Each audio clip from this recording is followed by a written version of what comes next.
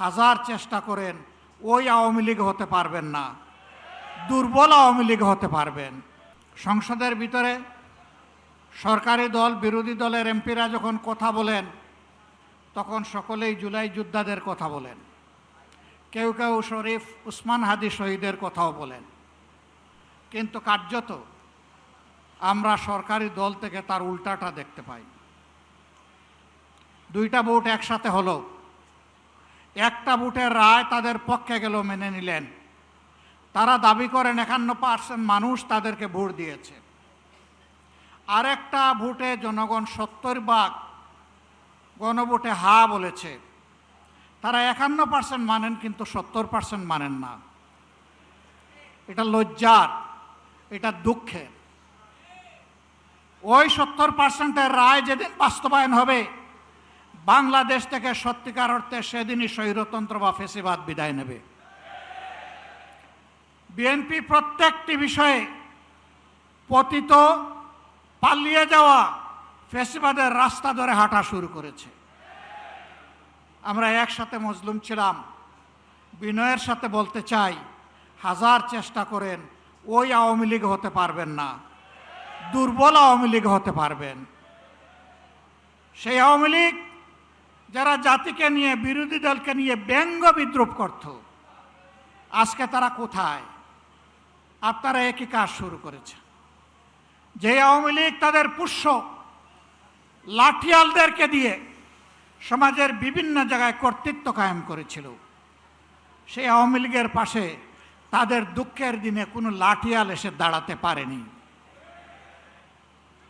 আফসোসের বিষয়, রাষ্ট্রের মৌলিক যে সমস্ত জায়গায় পরিবর্তন দরকার, সুশাসন কায়েমের জন্য, সত্যিকারের স্বাধীনতার স্বাদ জনগণকে দেওয়ার জন্য, প্রত্যেকটি বিষয়ে বিএনপি বিরোধিতা করে চলছে।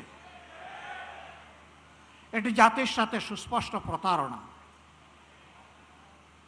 তারা তাদের দেওয়া 31 দফা কর্মসূচি সংস্কারের, তাদের ইশতেহার, এটারও তারা বিরোধিতা করছে।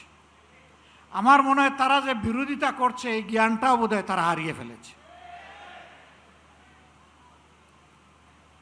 প্রিয় বিএনপি, ভুলে যাবেন না, এই জুলাই না হলে এই মায়েদের, এই বাবাদের, এই ভাইদের, এই বোনদের সন্তান, স্বামী, ভাই, বোন জীবন না দিলে আজকে ক্ষমতার তক আপনারা এনজয় করতে পারতেন না। তক্তে বসে ভুলে গেছেন? হ্যাঁ, আপনারা আগেই ভুলেছিলেন। শহীদ পরিবার যখন বুকে কষ্ট নিয়ে কান্নাকাটি করছিল, শহীদ পরিবারের কাছে তখন আপনাদের ছুটে যাওয়ার সময় ছিল না। আপনারা 5 আগস্টের পর 7 আগস্ট পার্টি অফিসের সামনে দাঁড়িয়ে বললেন, আমাদেরকে নির্বাচন দাও, আমরা ক্ষমতায় বসতে চাই। শহীদ পরিবারের দুঃখ আপনাদের অন্তরকে স্পর্শ করে নাই। আহত পঙ্গুদের নিয়ে আপনাদের কোনো কর্মসূচি ভাবনা জাতি দেখে নাই।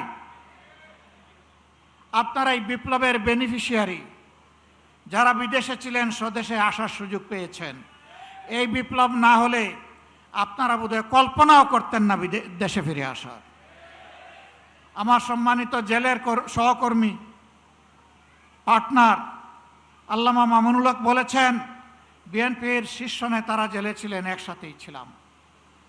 তারা হতাশা ব্যক্ত করে বলতেন, 41-এর আগে হাসিনা এবং আওয়ামী লীগকে ক্ষমতা থেকে সরানো সম্ভব নয়। 24-এর অভ্যুত্থানের পরে 8 তারিখ যখন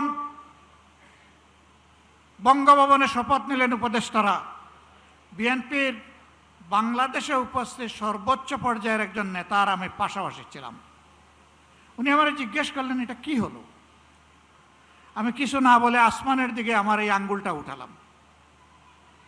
তিনি বললেন, আসলেই এটা খোদাই দান, এটাই মিরাকল।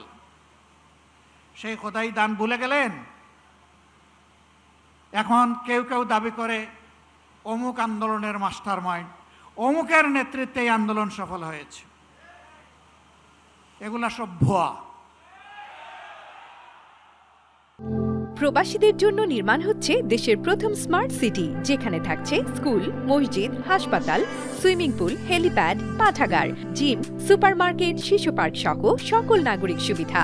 মাত্র 30 লাখ টাকা বিনিয়োগে মিলছে আকর্ষণীয় ফ্ল্যাট। প্লাটিনাম ইনভেস্টরদের জন্য ঢাকা বিমানবন্দরে ভিআইপি প্রোটোকল সুবিধা। বিস্তারিত জানতে যোগাযোগ করুন স্ক্রিনে দেয়া হোয়াটসঅ্যাপ অথবা ইমো নাম্বারে।